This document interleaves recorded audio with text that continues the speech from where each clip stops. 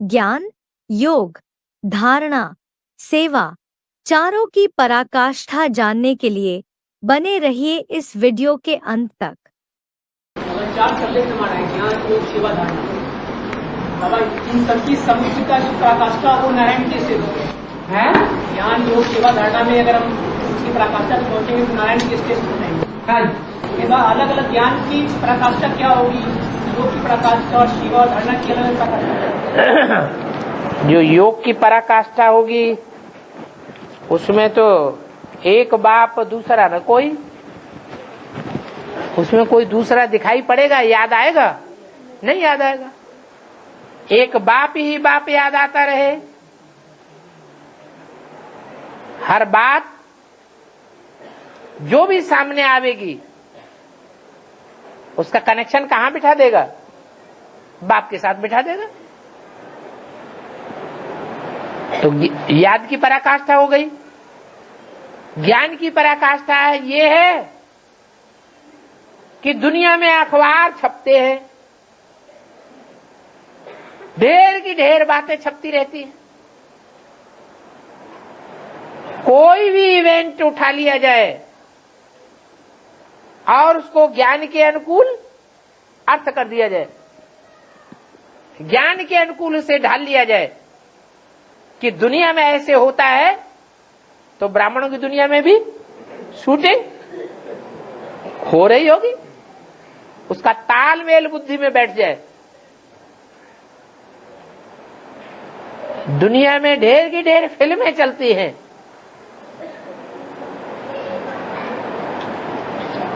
अच्छे विचार भी चलते हैं और गंदे से गंदे विचार वाली फिल्में भी चलती हैं।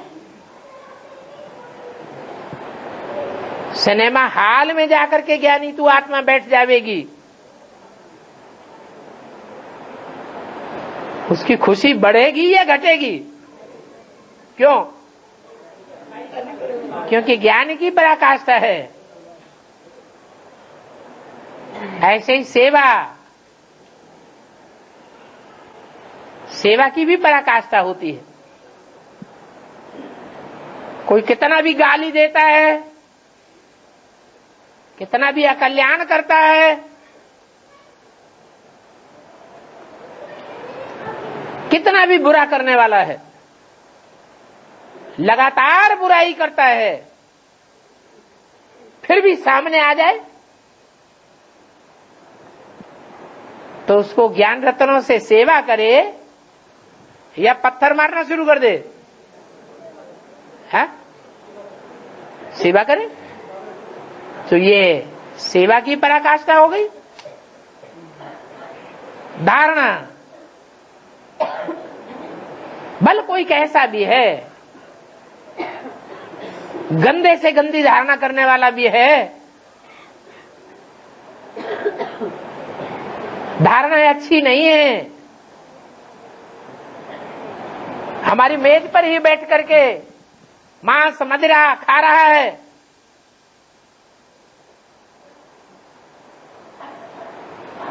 उसके साथ हम बैठ करके भोजन कर सकें, उसका संग का रंग हमारे ऊपर न लगे, उसके साथ रहें भी, सोएं भी, खाएं भी, पिएं भी, फिर भी हमारे ऊपर कोई असर न लगे, लगातार उसे देखना पड़े, देखते हुए भी न देखना, लगातार उसकी बातें सुननी पड़े, सुनते हुए भी न सुनना, लगातार कर्मेंद्रियों के संपर्क में भी आना पड़े, लेकिन संपर्क, संसर्ग और संबंध में आते हुए भी उपराम होके रहना, यह है धारणा की पराकाष्ठा। हिंदी न जानने वाले ब्राह्मण वत्सों प्रति शिव बाबा की प्रेरक वाणी। बाबा बहुत पसंद है, लेकिन हिंदी न आने के कारण हमको उमंग या नशा नहीं चलता है। तो क्या करना चाहिए? बाबा अभी बाबा बोला है ना, तो भाषा इशारा से होती है, हाव भाव से ही होती है। ऐसा बोल दिया ना, सिर्फ भाषा समझने की क्या दरकार है कि बाप को देखने से ही हमको नशा करना है। किसको देखने से? बाप को। बाप को देखने से। बाप स्वर्ग के गेट खोलेगा? खोलेगा? अरे ऐसा ज्ञान किस काम का जो हमें स्वर्ग में जाने से ही रोक दे?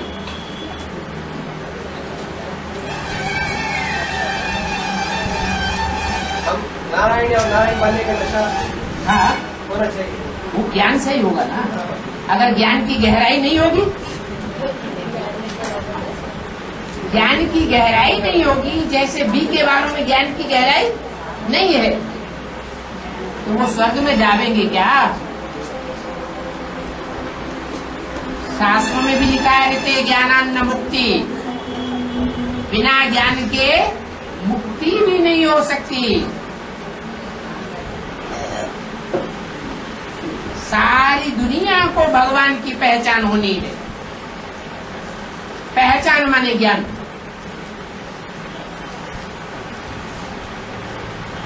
और ज्ञान आने के लिए, गहराई से ज्ञान पकड़ने के लिए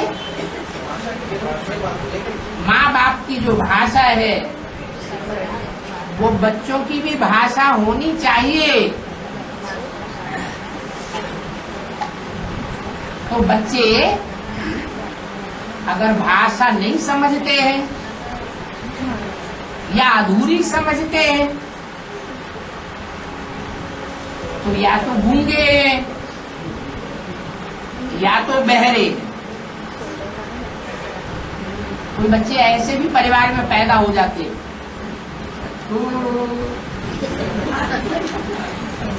समझ जाते हैं बहुत कुछ, लेकिन उसे बोल नहीं सकते।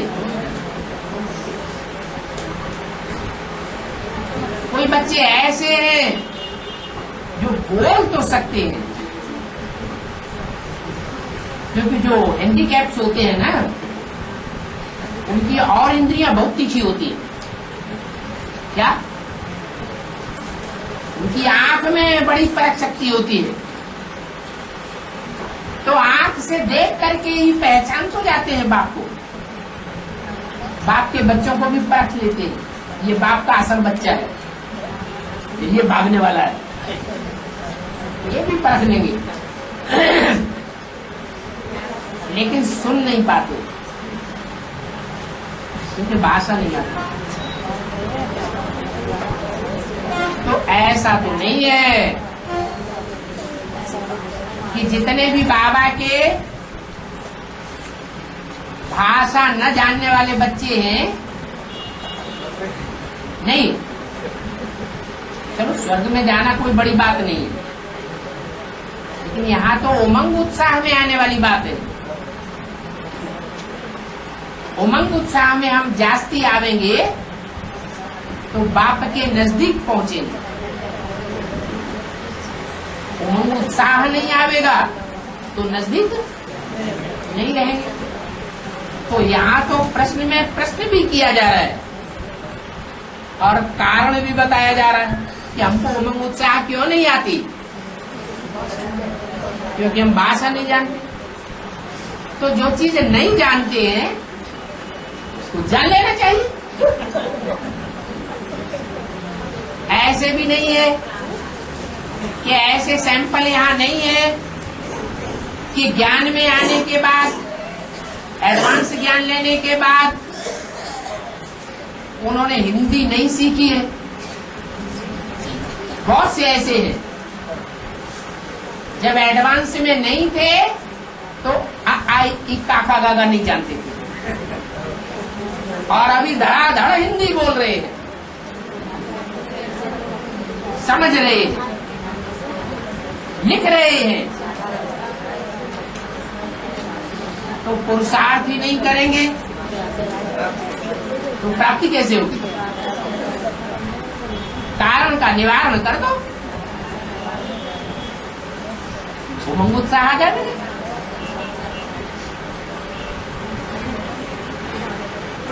किताबें तो ऐसी बहुत सी छप चुकी हैं जो तेलुगु वालों को हिंदी सिखाती है। Repeat x. जल्दी से तेलुगु से हिंदी बोलना सिखाती।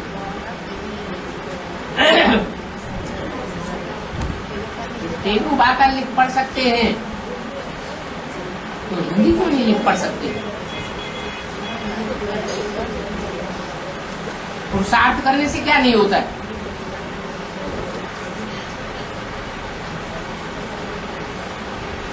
Where is the will? There is the way.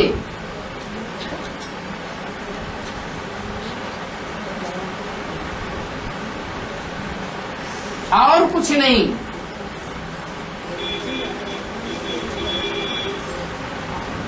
Brahma कुमारियां भी ढेर की ढेर ऐसी हैं पुरानी जो सिंधी भाषा ही जानती थी, हिंदी नहीं जानती थी।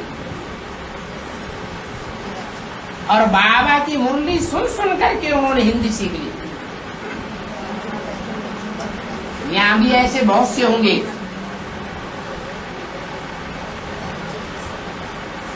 बाबा का ऑडियो सुन सुन करके उन्होंने हिंदी सीख ली होगी। उन्होंने किसी से हिंदी सीखी नहीं, किसी ने उनको अलग से हिंदी पढ़ाया नहीं, लेकिन ऑडियो और वीडियो सुन करके देख करके उन्होंने हिंदी बोलना भी सीख लिया और हिंदी समझना भी सीख लिया।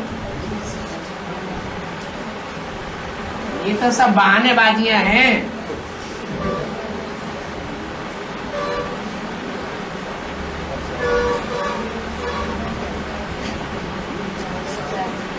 अभी भी रेगुलर 1 घंटा सुबह 1 घंटा शाम को अगर बाबा की मुरली सुनते रहे, VCD देखते रहे रेगुलर, तो 1 साल के अंदर हिंदी भाषा का ज्ञान हो जाएगा। बाबा खुद पढ़ाई पढ़ाता है। संगम युग की वह कौन सी घड़ी है जब मोर के आंखों से अश्रु निकलते हैं? बरसात गिरती है ना, है तो मोर के आंखों से आंसू आता है, तो लांडोर पीती है मोरनी। मोर के आंसू से आंसू निकलता है तो मोरनी पीती है। हाँ जी। उससे गर्भ धारणा होती है। हाँ जी। तो ये स्टेज कौन सी होती है जो आंसू निकलते हैं? कौन सी स्टेज होती है जो आंसू निकलता है?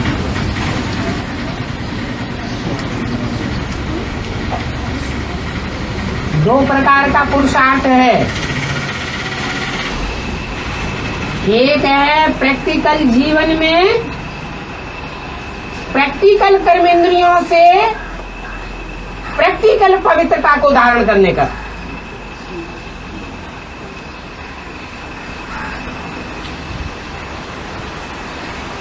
सबको पता चलता है कि ये पवित्र है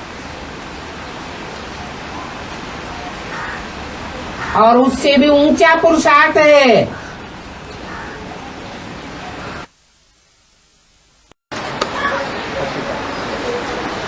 वो प्रैक्टिकल दिखाई नहीं देता,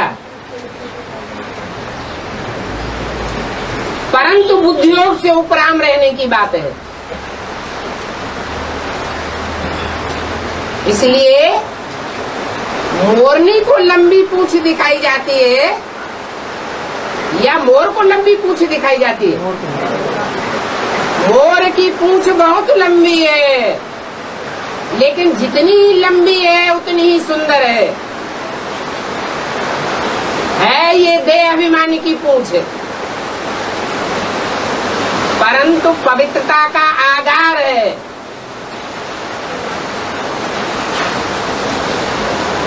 क्योंकि प्रैक्टिकल कर्म की बात है, लेकिन बुद्धियोग से उपराम रहने की बात है। इसलिए शिवलिंग की पूजा दिखाते हैं। शिवलिंग ऊपर की स्टेज में दिखाते हैं और माता का डेल को नीचे की स्टेज में दिखाते हैं।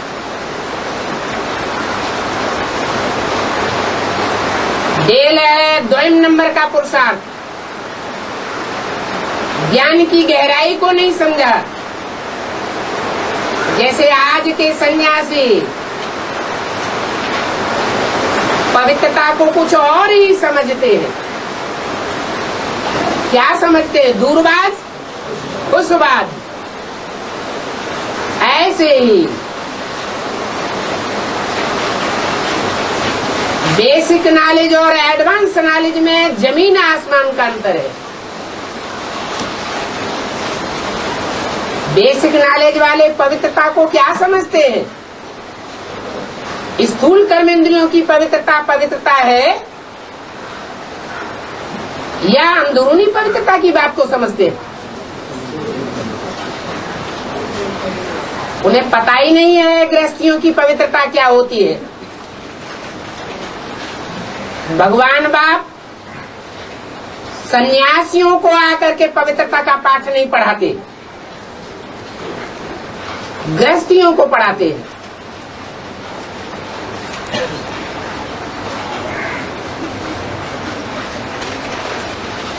जो लक्ष्मी का पाठ है वो अंत में गृहस्थी है पक्का, लेकिन पुरुषार्थी जीवन का लंबा टाइम संन्यास वृत्ति में जाता है या प्रैक्टिकल पवित्र प्रवृत्ति में जाता है। ये मोर और डेल का फर्क है। मोर अंदर से ऊंचा पुरुषार्थी है, इसलिए उसकी पूंछ का पवित्रता का ताज कृष्ण को दिखाया है। और भारत का राष्ट्रीय पक्षी माना जाता है, डेल नहीं मानी जाती, क्योंकि ऐसी स्थिति में रह करके पुरुषार्थ किया है जिसको दुनिया वालों को समझना ही मुश्किल है। दुनिया वालों की बात छोड़ें, बेसिक नॉलेज वाले भी नहीं समझ सकते और एडवांस वाले भी नंबरवार समझते हैं। इसलिए बोला शंकर का पाठ ऐसा वंडरफुल है जो तुम बच्चे भी समझ न सको।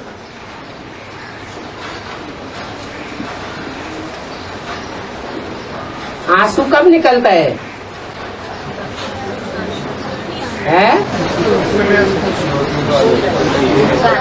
खुशी होती है तब आंसू निकलता है।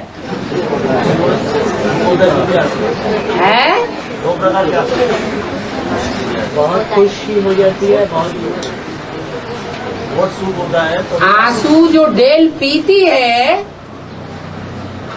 अथवा जिसे चित्रों में दिखाया गया है लक्ष्मी पांव दबाती है, वो दुख की स्टेज में पांव दबाने वाली बात है या खुशी की स्टेज में पांव दबाने वाली बात है? आंसू पीते अथवा पांव दबाते हुए जो चित्रों में दिखाया है दोनों एक ही बात है।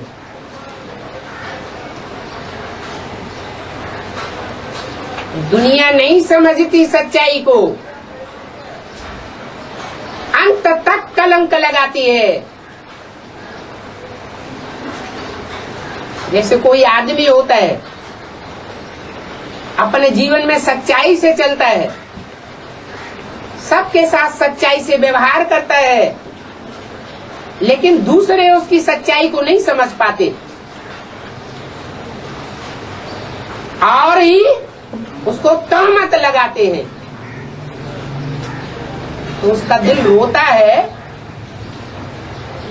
या हंसता है? अंदर से दिल रोता है। कब तक? जब तक दूसरी आत्माओं के साथ उसका हिसाब किताब है लगाव झुकाव का। जब पूरा ही डिटैच हो जाएगा तो दिल हंसेगा या रोएगा? हंसेगा।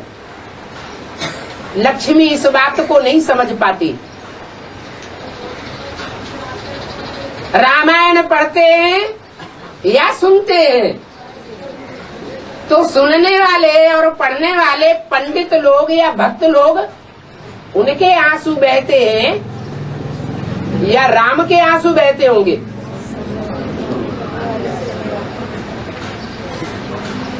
तो लक्ष्मी भक्ति की स्टेज है या भगवान की स्टेज है?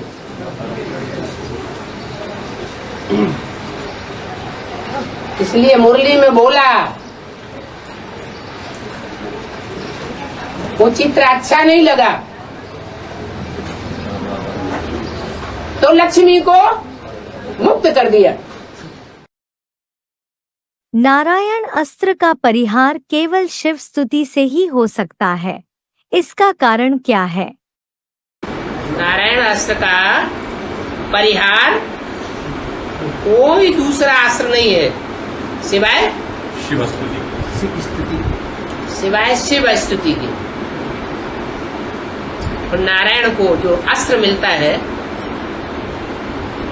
कौन सा विशेष अस्त्र है नारायण के पास और किससे मिलता है? अरे किसी से मिलता है। नारायण को अस्त्र जो मिलता है शिव बाबा से मिलता है। और क्या अस्त्र मिलता है? ज्ञान मिलता है। ज्ञान के आधार पर ही उसका नाम पड़ गया नार आयन। आयन माने घर, नार माने जल। ज्ञान जल ही उसका घर है। उसकी आत्मा सदैव कहाँ रहती है? ज्ञान जल में रहती है। तो जो सदैव ज्ञान जल में रहने वाला है, अब उसे ज्ञान जल कहो या नारायण अस्त्र कहो, उसका परिहार क्या है? वो ये कहेगा कि मेरी पूजा करो। नारायण अपनी स्तुति करवाएगा या जिससे मिला है उसकी स्तुति करवाएगा? कुछ ऐसे भी होते हैं जो भगवान के दिए हुए ज्ञान को अहंकार में आकर के अपना समझ लेते हैं, और अपना समझने के कारण जिनको भी वो ज्ञान देते हैं उनको अपना पिट्ठू बना लेते हैं। बनाते हैं कि नहीं? हाँ, उनको अपना दास समझते हैं। ये हम जैसे चलाएं वैसे ही चलो। तो ये उन्होंने नारायण अस्त्र नहीं दिया। नारायण वाली आत्मा की ये विशेषता है कि कितनी भी ज्ञानी होगी, फिर भी जो ज्ञान दूसरों को देगी, उस समय बुद्धि में ये बात रहेगी कि ये ज्ञान मेरा नहीं है, इसका है, शिव बाबा का है। तो जिसका ज्ञान है उसकी ही स्तुति करो, तब ही निस्तार होगा, नहीं तो परिहार नहीं होगा। और ये वफादारी है कि बेवफाई है? यही तो वफादारी है। कोई ऐसे होते हैं कि भगवान से ज्ञान तो लेते हैं, लेकिन जिससे लेते हैं उसका कुछ भी वो मान नहीं रखते, रिगार्ड नहीं रखते, बस अपना ही पिट्ठू बना के रखते हैं। हमको ही सरेंडर हो जाओ। क्या क्या करो? हमको हो जाओ सरेंडर। कोई भगवान भगवान दुनिया में नहीं है। जैसे हम चलाएं वैसे चलो, जहां तुम्हें रखें वहां रहो, जो खिलाएं सो खाओ। तो अपना बनाया या भगवान का बनाया? अपना बना के रख लिया। ये वफादारी थोड़ी ही हुई। नष्टो मोहा की परीक्षा में कौन आगे जा रहे हैं? काशी करवट खाने से सारा पाप भस्म हो जाएगा। काशी करवट, हाँ, उसे ही हमारा विहत में भी एक बार निश्चय होगा तो बाबा के प्रति, तो पूर्व जन्मों का पाप सब खत्म हो जाएगा। बिल्कुल हो जाना चाहिए। जन्म का पाप बिल्कुल बिल्कुल बिल्कुल। अभी काशी करवट खाने वाले निकल रहे हैं कि नहीं? जो काशी करवट खाने जाता है, भक्ति मार्ग में गए ना, कुएं में गिरे ना, तो जो भी गए उन्होंने उस दुनिया से नाता तोड़ करके गए या बुद्धि में नाता जोड़ा रहा फिर कूदे? है नाता तोड़ के गए।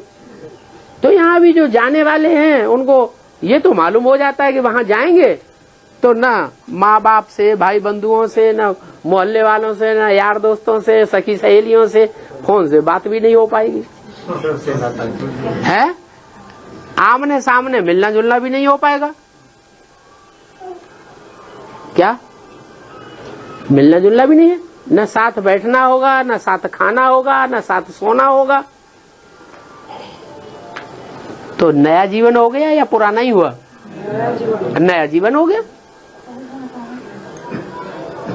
ये जीवन में करवट कहाँ ली? कहते हैं करवट ले ली, दाईं ओर से कहा करवट ले ली, बाईं ओर ले ली, परिवर्तन किया ना, तो उसको कहते हैं काशी करवट। कहाँ की करवट ले ली? काशी नगरी की करवट ली। भक्ति मार्ग में मानते भी हैं कि वहां जाकर के जो मरते हैं दुनियादारी से, वो कहाँ जन्म लेते हैं? वो नई दुनिया में जाके जन्म लेंगे, स्वर्ग में जाएंगे। काशी में मरेंगे तो स्वर्ग में जाएंगे। इतने ढेर के ढेर काशी में मरते रहे, स्वर्ग में तो कोई गया नहीं, न कोई प्रूफ मिला। हाँ इतना जरूर है, अंत मते सोगते। यहाँ अंत मते की प्रैक्टिस बाबा करा रहे हैं। क्या प्रैक्टिस करा रहे हैं? हमारी आखिरी परीक्षा क्या है?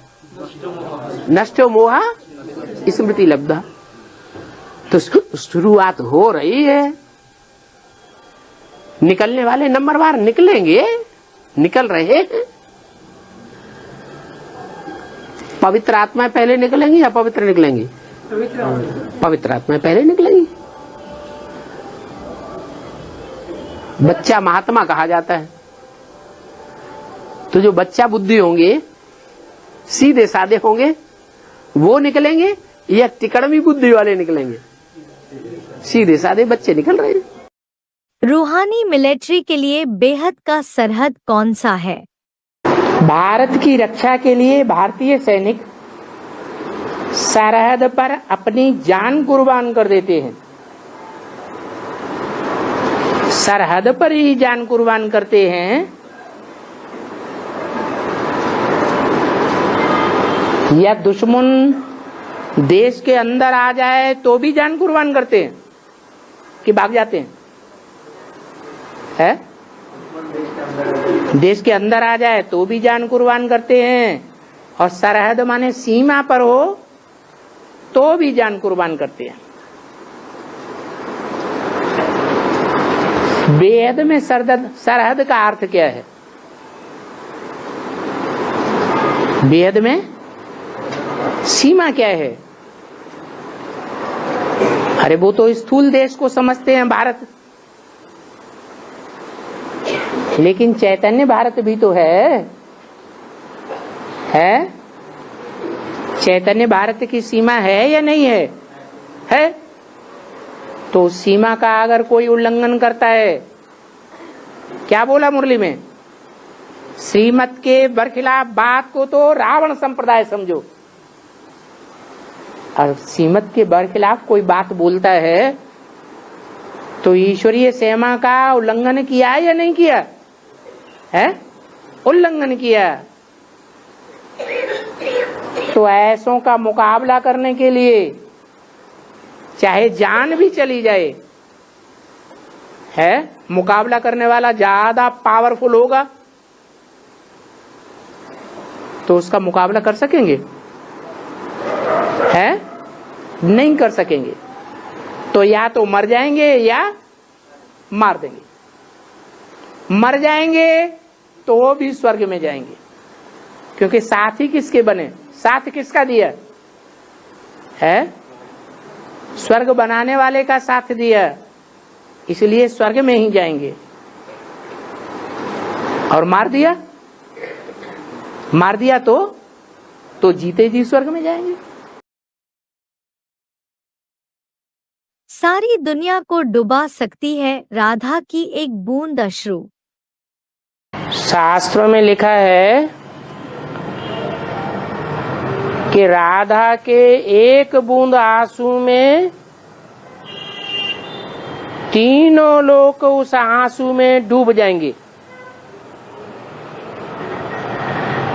तो वो एक बूंद आंसू कौन सा है? आंसू दुख में आता है मोस्टली, या सुख में आता है? खुशी का आंसू डुबाने वाला होता है या उद्धार करने वाला होता है? और यहाँ डूबने की बात है या उद्धार करने की बात है? तीनों लोगों के डूबने की बात है।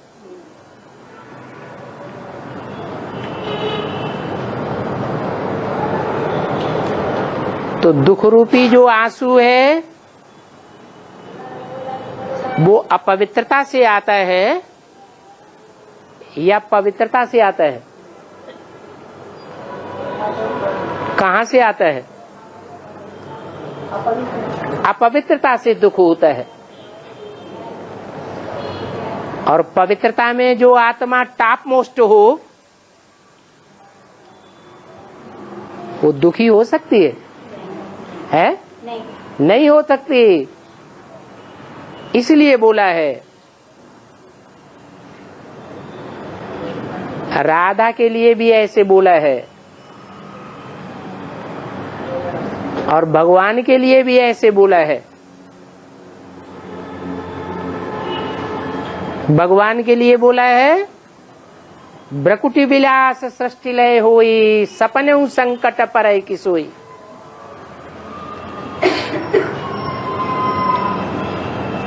जिसके भ्रकुटी के तानने मात्र से सारी सृष्टि का विनाश हो सकता है, उसके स्वप्न में भी संकट नाम की कोई चीज नहीं आ सकती।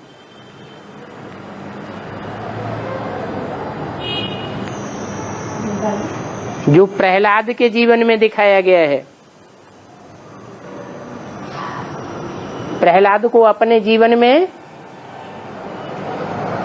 संकटों का सामना तो करना पड़ा, लेकिन क्या वो उन संकटों में दुखी हुआ?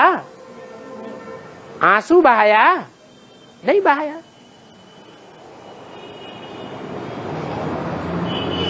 तो ये हीरो हीरोइन का पार्ट ही ऐसा है।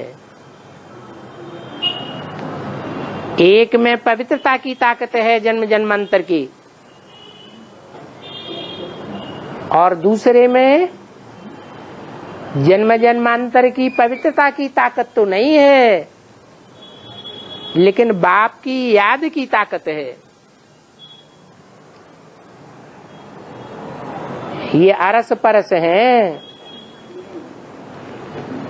याद से पवित्रता आती है और पवित्रता से याद आती है। इसलिए बोला कि राधा का एक आंसू भी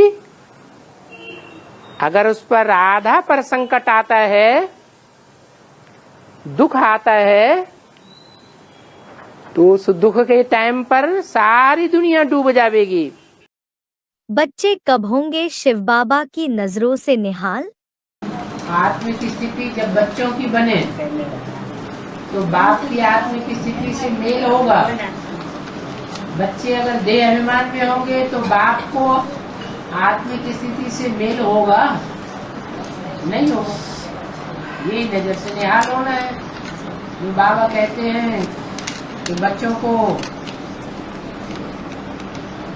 नैनों पर बिठा कर ले जाऊंगा,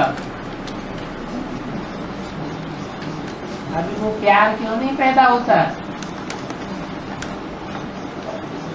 लौकिक दुनिया में किसी को कोई से प्यार हो जाता है तो उसकी नजरें कितनी याद आती रहती है।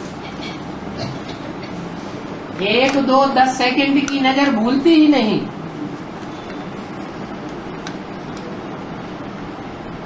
और यहाँ 70 साल हो गए बाबा को दृष्टि देते देते।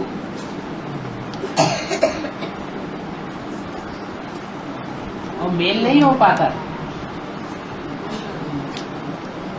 याद से याद उतनी मिलती नहीं।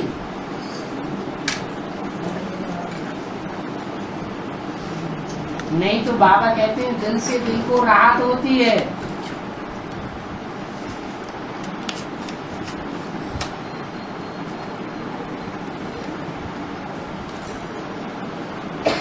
अंत समय में जब दुनिया का विनाश होगा उस समय बच्चों को नैनों पर बिठा कर ले जाऊंगा। तो क्या देह को बिठा के ले जाएंगे?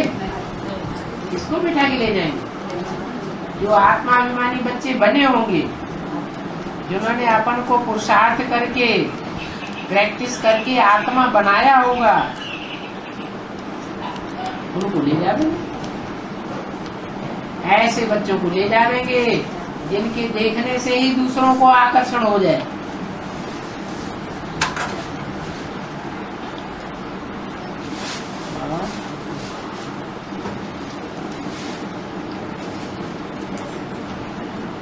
नजर से निहाल ये भक्ति का बात कहना, भक्ति का बात कहना। भक्ति की बात नहीं है, प्रैक्टिकल बात है।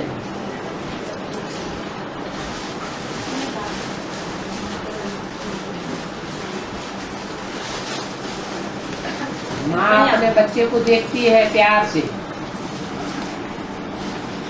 और बच्चा माँ को देखता है प्यार से।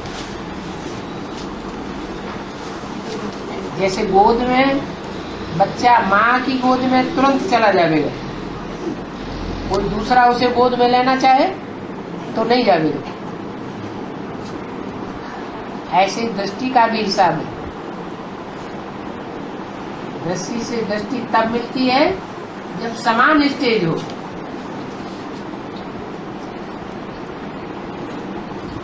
मेल भी तब होता है। दुनिया में मेल करते हैं, शादियां करते हैं तो मेल करते हैं ना। उम्र भी मिलती हुई हो, शरीर की सुंदरता भी मिलती हुई हो, धन दौलत में भी मेल खाता हुआ हो, मेल देखा जाता है ना। तो ऐसे ही बाप तो सदैव पवित्र है, सदैव ज्योति बिंदु है, और बच्चे कभी ज्योति बिंदु और कभी देहाभिमानी। और इतना लंबा टाइम हो गया, ऐसे लगता है जैसे जब तक विनाश नहीं शुरू होगा तब तक आत्मिक स्थिति धारण लगातार की करेंगे ही। तो कहावत भी है,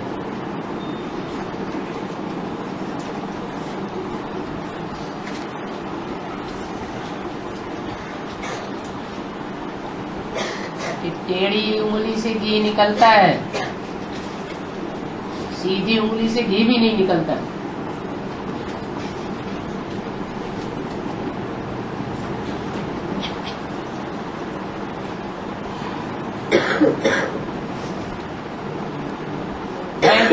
ने होए गोसाई, जब भय पैदा होता है तो प्रीति भी पैदा हो जाती है। किसकी यादगार में मनाया जाता है गुड़ी पाड़वा? नया साल शुरू होता है तो भारतवर्ष में कहते हैं युगादि। नया वर्ष नहीं शुरू हुआ, क्या शुरू हुआ? युग का ही शुरुआत हो गई, नए युग की शुरुआत हो गई। चैत्र महीने में गुड़ी क्यों उगाते हैं, उसका नियत अर्थ क्या है? चैत्र के महीने में क्या करते हैं? गुड़ी। अरे ये महाराष्ट्र में होता है, क्या क्या होता है सो हमें सब बताओ। तब हम बताएंगे। नव वर्ष शुरुआत होती है। हाँ, नव वर्ष शुरुआत होती है चैत्र मास में। हाँ, तो क्या होता है? नया साल होता है तो बाहर गुड़ी उबारते झंडा नया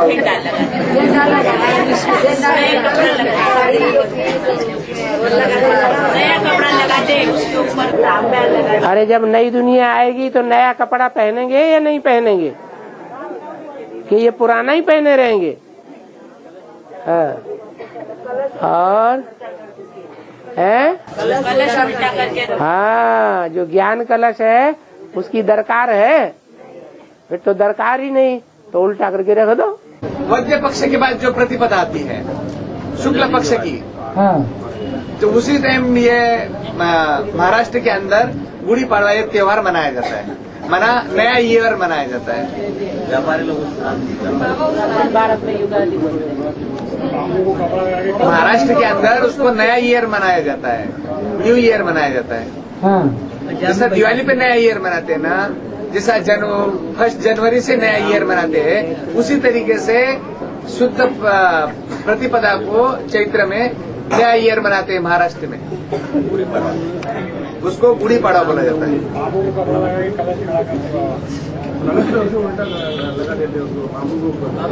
नहीं, वो झंडा का एक निशानी है, झंडा का इस तरह का है। हिंदू संस्कृति में कार्तिक महीने से नया साल मनाते हैं, जब ये संस्कृति महाराष्ट्र की जो संस्कृति है। ऐसे तो नहीं है कि हिंदू संस्कृति में कार्तिक महीने से नया वर्ष मनाते हैं। चैत्र महीने, चैत्र, हाँ, चैत्र पहला महीना है। चैत्र रामनवमी, वही रामनवमी से पहले है। बाबा उसको युगादि कहते हैं। हाँ, युग की आदि तब होती है जब हमारा चित्त स्थिर हो जाता है। चित्त जब स्थिर हो गया तो हम स्थिर चित्त की औलाद हो गए। चैत्र, ये हमारी शुरुआत हो गई, नए युग की शुरुआत हो गई।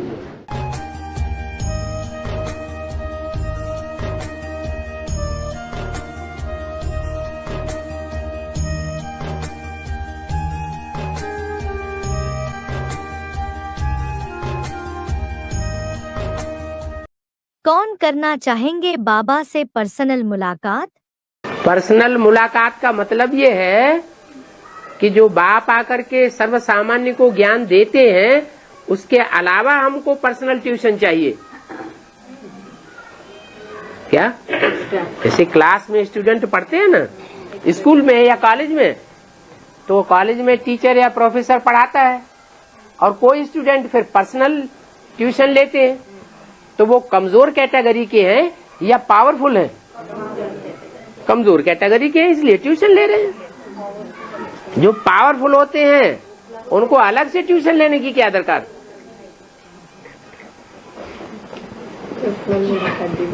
अभी व्यक्त बनना है या अव्यक्त बनना है?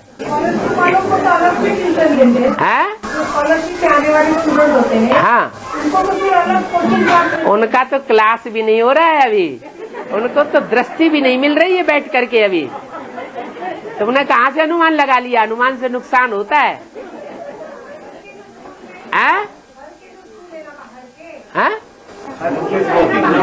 लौकिक स्कूल के बारे में क्या है? हाँ, तो लौकिक की बात यहाँ अलौकिक में टैली करके देखो। जो पावरफुल स्टूडेंट होता है उसको ट्यूशन की दरकार होती है? बिल्कुल दरकार नहीं होती। इसलिए कहते हैं पुत्र को पुत्र तो क्यों धन संचय, और पुत्र सुपुत्र तो क्यों धन संचय। पुत्र अगर कुपुत्र है तो धन इकट्ठा करके क्या होगा? जो धन इकट्ठा करेंगे वो सारा उड़ा देगा। और पुत्र सुपुत्र तो क्यों धन संचय। अगर पुत्र सुपुत्र है तो खुद ही कमाई करके ढेर सारा कमा लेगा, उसको पैतृक संपत्ति की क्या दरकार। हाँ जी, तो वो तो बाप के पुरुषार्थी बच्चे हैं, उनको ट्यूशन अलग से पर्सनल मुलाकात की जरूरत है ही नहीं, स्वतः मिल जाए वो बात अलग। खुदी को कर बुलंद इतना, जो खुदा बंदे से आ पूछे, बता तेरी रजा क्या है। खुद को कर बुलंद नहीं कर खुदा तुम बंदे से पूछे कि बता बेटा तेरे भाग्य में मैं क्या लिखूं कि किसके लिए।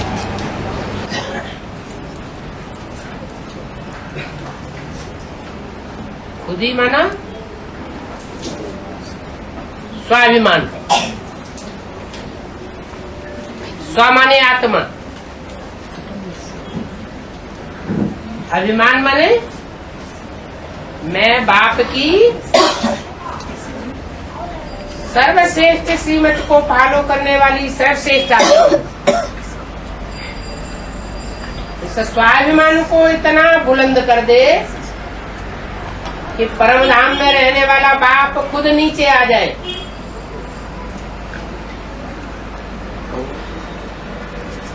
और पूछे कि तेरे को क्या चाहिए।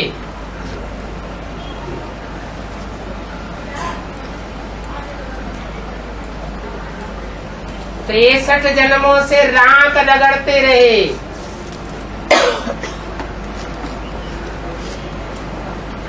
विश्व की बादशाही पाने के लिए संघर्ष करते रहे।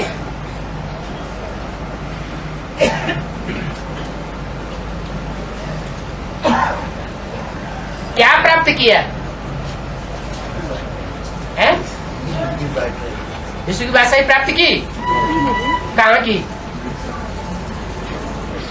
सबका स्वाभिमान चूर चूर हो गया।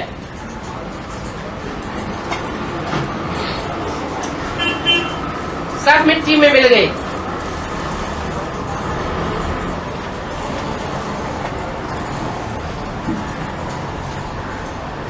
तो कोई तो होगा।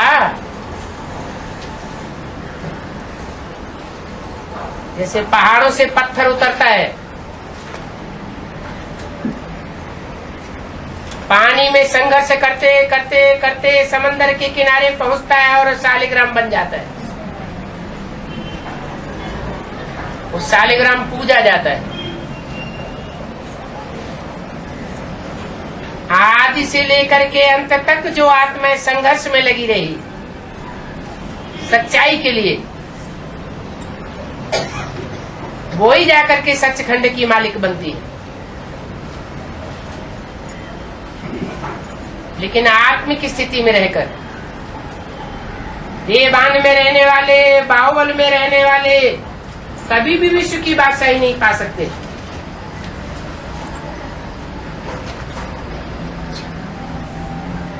खुदा उनका सहयोगी नहीं बनता।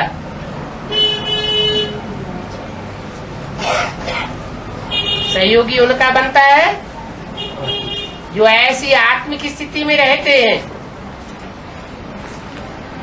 कि जियो और जीने दो, स्वतंत्र रहो और स्वतंत्र रहने दो।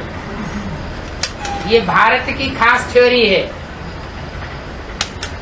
विदेशों की थ्योरी नहीं है। विदेशी और विधर्मी रहे हैं आक्रामक, आक्रमण करो और विस्तार करो। और भारत की थ्योरी ये नहीं रही है ये आक्रामक बनो।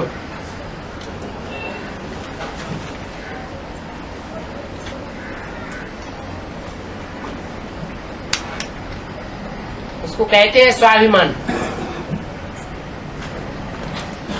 स्व के अभिमान में जीना और देह अभिमान में जीना, ये दोनों बातें अलग अलग हैं। सप्ताह के 7 वार क्या है इनका आध्यात्मिक राज? वो तो बाकी बृहस्पतिवार होता है। बृहस्पतिवार, हाँ जी। उसके पहले रविवार, सोमवार, मंगलवार, बुधवार, 4 वार होते हैं। हाँ तो सब जो है बृहस्पतिवार प्रत्यक्ष होता है।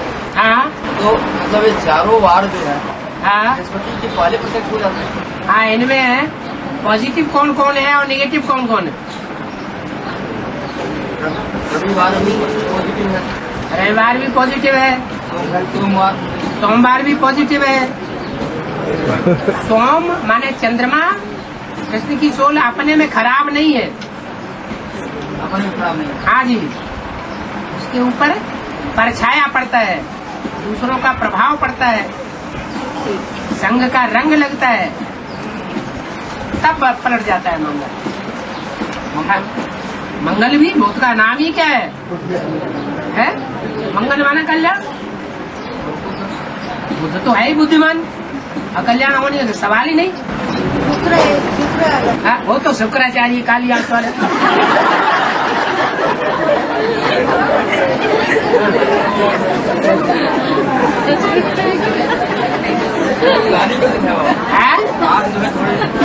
दबा के रखते हो? थोड़ा नहीं, कि आंख फूटी हुई होती है। शुक्राचार्य की आंख जो है वो फूटी हुई है, वो अवगुण ही देखता है, गुण नहीं देखता देवताओं के। हाँ, शुक्राचार्य में वही हुआ जो शुक्र है खुदा का कहता हो, शुक्र है। जब रात पूरी होती है तो सूर्य निकलने से पहले कौन सा तारा चमकता है? शुक्र तारा चमकता है। हाँ, लालिमा होती है, अम्मा से ही बच्चा पैदा होता है। वो 3-4 बजे करीब निकलता है। हाँ जी, हाँ जी, वो अम्मा को ज्यादा मानने वाला है। अम्मा को जो भी मानने वाले हैं उनमें मुख्य कौन है? कोई विधर्मी कोई मुख्य है? तो इस्लाम धर्म का बीज होगा, आधार मूर्त होगा, जो माँ को ज्यादा मानता होगा। शुक्रवार को जुम्मा कहते हैं। हाँ जी, जामा मस्जिद कहते हैं उसे। तो ये बार का कहाँ है ना बात, तो रविवार है, सोमवार, मंगलवार, बुधवार और गुरुवार बार का क्रम होती है। हाँ जी, हाँ जी, उसमें तो रविवार में रविवार तो ज्ञान रवि है, तो जो रवि है एक के बाद शुभ भाव जिसमें प्रवेश करते हैं तो वो दोनों को रवि कहा जाता है। और बाद आते हैं सोम माना चंद्र। लेकिन ग्रहों में शिव के बाद गुरु ग्रह बृहस्पति है ना, वो श्रेष्ठ है ना। हाँ जी, हाँ जी, गुरु, हाँ जी, वो श्रेष्ठ है ना बाप। तो तब रवि के बाद गुरुवार आना चाहिए ना, सोमवार क्यों आया? रवि अकेला नहीं कुछ करता है, करता है नहीं कौन होता है साथ में? माने वृक्षपति होना जरूरी है, तो इसलिए जब रविवार कहा जाता है तो रवि के साथ उसका रथ जरूर रहना चाहिए, और वो रथ 7 घोड़ों के द्वारा चलता है, नहीं तो नहीं चलेगा।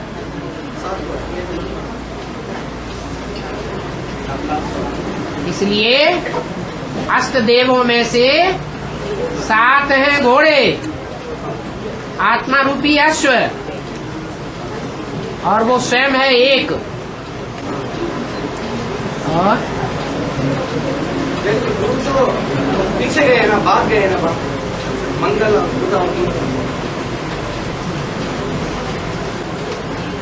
एक श्रेष्ठ सोमवार, फिर है मंगल, फिर बुध, फिर बृहस्पति। इनका क्रम है, जैसे जैसे ये आसपास घूमते हैं नजदीक के हिसाब से। नजदीक रहने की बात है। बड़े दिल वालों को स्थान की परवाह नहीं रहती। प्रस्तुत है उदाहरण के साथ। ब्रह्मलोक में एक फलांग कितना होता है? फरलांग तो जो यहाँ की बात है वो ही वहाँ की बात बताई, लेकिन ब्रह्मलोक भी 2 प्रकार के बता दिए। एक ब्रह्मलोक है जो निराकारी दुनिया है, और निराकारी दुनिया के ब्रह्मलोक के लिए यहाँ बोला है तुम ब्रह्मलोक को यहाँ उतार लेंगे, परम धाम को तुम साकारी सृष्टि पर उतार लेंगे। माने साकारी सृष्टि में जो आत्मिक स्टेज में टिकने वाली आत्माएं हैं उनको ज्यादा लंबे चौड़े घर की जरूरत नहीं है। उनके दिल में ही इतनी जगह होगी कि थोड़ी जगह में बहुतों को समेट सकते हैं। जैसे शहद की मक्खियां होती हैं, कितनी मक्खियां रहती हैं छोटे से छत्ते में, हजारों की तादाद में, और सब एक दूसरे से कंट्रोल्ड, सब अपने अपने काम में लगी रहती है, एक दूसरे से झगड़ती हैं कि तुमने हमारे माथा से माथा क्यों बिगाड़ दिया, तो हमारे ऊपर क्यों चढ़ बैठी। कहीं झगड़ा होता है? नहीं होता। तो ऐसे ही कहा जाता है कि दिल के अंदर जगह होती है, जगह की ज्यादा जरूरत होती नहीं है, दिल बड़ा होना चाहिए। एक फरलांग 500-700 करोड़ बिंदु बिंदु आत्माओं के लिए काफी है। महादेव का तांडव नृत्य। शंकर को तांडव नृत्य करते हुए दिखाया गया है। हाँ जी। इसका मतलब क्या है?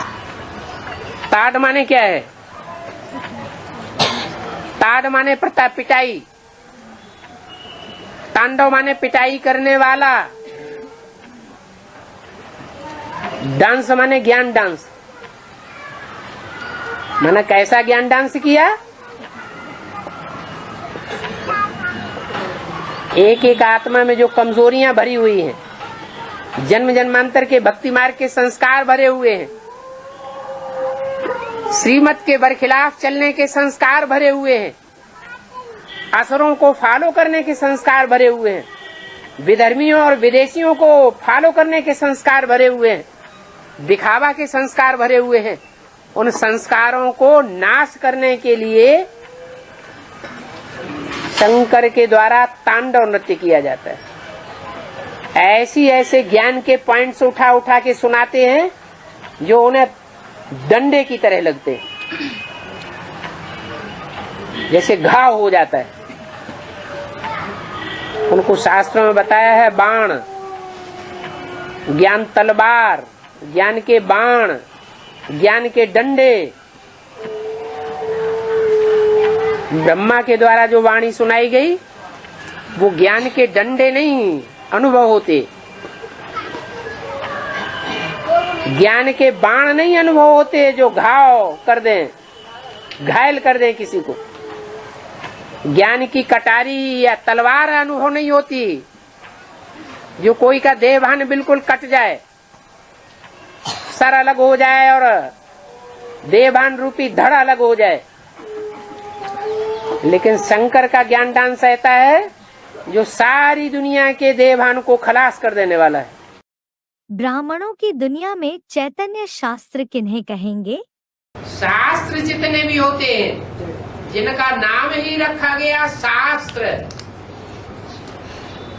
क्या इसका क्या अर्थ हुआ?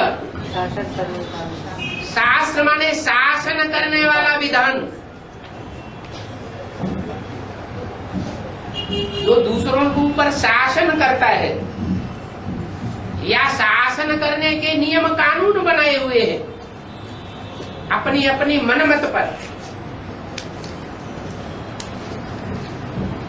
ऐसा कंट्रोल करने की इच्छा करने वाला भक्ति मार्गी है या ज्ञान मार्गी है? भक्ति मार्गी। चाहे ब्राह्मणों की संगम युगी दुनिया में ही क्यों न हो, चाहे बेसिक में हो चाहे एडवांस में हो, अगर उसके अंदर ये इच्छा है कि हम दूसरों के ऊपर शासन करें, कोई ग्रुप के ऊपर कंट्रोल करें या कोई आत्मा को अपने अंडर में रखें, अपने अंडर में चलाएं, आर्डर चलाएं, तो वो चैतन्य शास्त्र बन रहा है या असली जो चैतन्य गीता माता है वो बन रहा है? उसको भी शास्त्र ही कहे।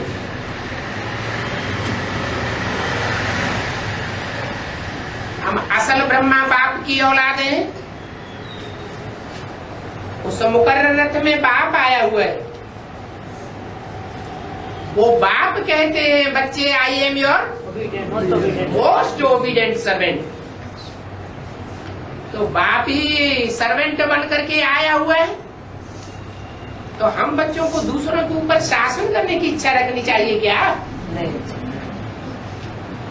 अगर शासन करने की इच्छा रखने वाले हैं तो यहाँ हम चैतन्य शास्त्र बन जाते हैं भक्ति मार्ग के, और वहाँ जड़ शास्त्र बनाने वाले बन जाएंगे।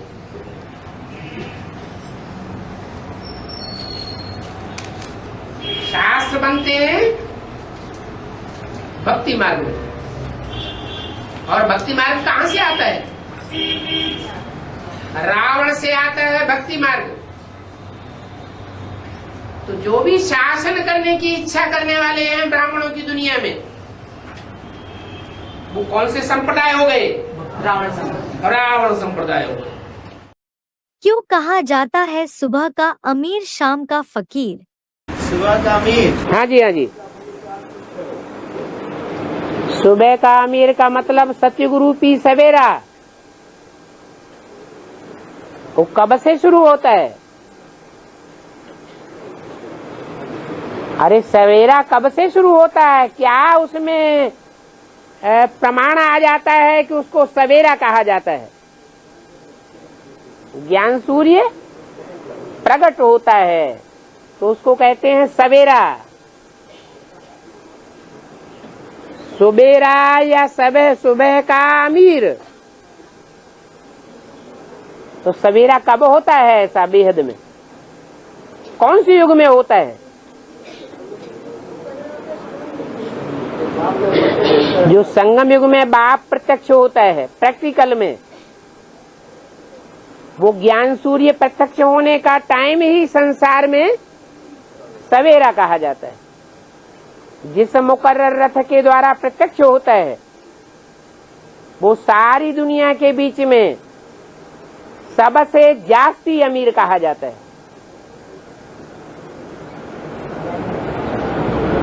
ऐसे ओम मंडली को भी सबसे जास्ती अमीर बताया है। लेकिन ओम मंडली में भी 3 मूर्तियां हैं, ब्रह्मा, विष्णु और महेश। लेकिन उनके 3 तबक्के हैं। कोई ऊंचे तबक्के में है, कोई मीडियम है और कोई नीचे तबक्के में है। इसलिए सवेरे का अमीर माना विश्व का बादशाह है और शाम का फकीर। शाम कब कहेंगे? हैं? द्वापर को कहेंगे। हैं? कलयुग का अंत, जब सनसेट पॉइंट की यादगार दिखाई गई है। सबके मन में अंधेरा छा जाता है सन 76 से पहले।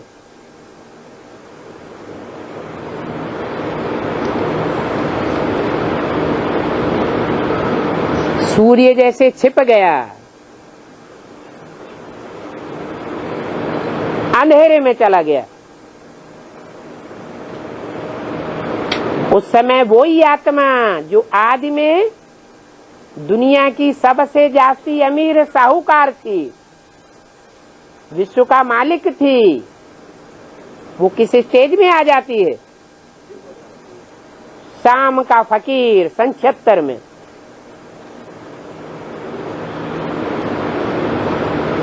इसलिए बोला सुबह का अमीर, शाम का फकीर।